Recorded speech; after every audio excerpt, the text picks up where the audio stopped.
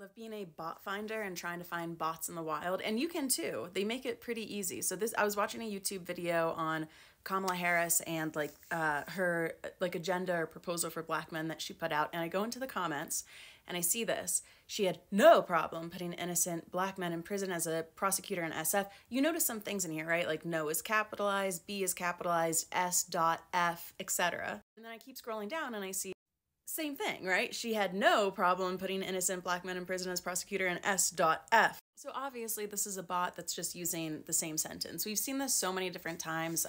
Justin Timberlake, remember when he used it when Britney Spears put her memoir out, and there was this phrase, I'll find it for you. Okay, this was it. Everybody was like, it's obvious he's using bot, because on tweets that were like talking about her memoir, this phrase was done by like all of these different people. Two consenting adults made a joint decision. It was best for them at the periods of I see no issue. And this is why I think it's really, like, it's so scary that people are getting more and more online and not in the real world, because you look at comment sections, right? Like, that's what I was doing on this YouTube video. And here I am going like, oh my God, like, oh no, this is like really bad for the campaign.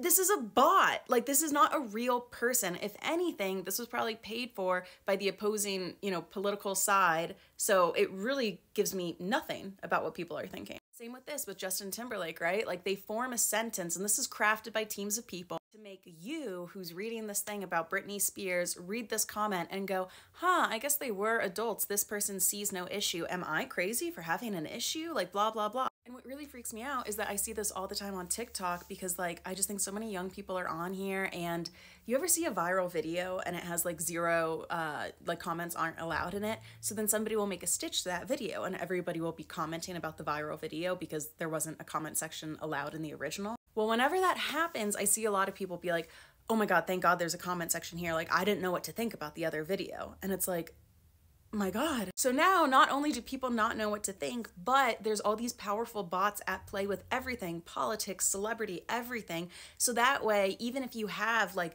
your own original opinion, it can get changed because you don't want your opinion to be out or different or like the odd one out, right? That's just like what we do as humans. And right, for like this YouTube video, I scrolled and then literally 2 scrolls down, it was the same thing. So I was able to spot it. But typically they use bots that are smarter than this, and they basically just kind of thesaurus synonyms a few of the words to make them seem different. So you think that you're like educating yourself and seeing what the general public population thinks, but you never are. You never are. Which is also, once again, why it's so important to go vote, because I think a lot of people are like, I'm seeing this stuff online, like my algorithm says this, like maybe I could stay home. It really seems like XYZ person is gonna win, or everybody feels XYZ way. And 1, we have the algorithm. 2,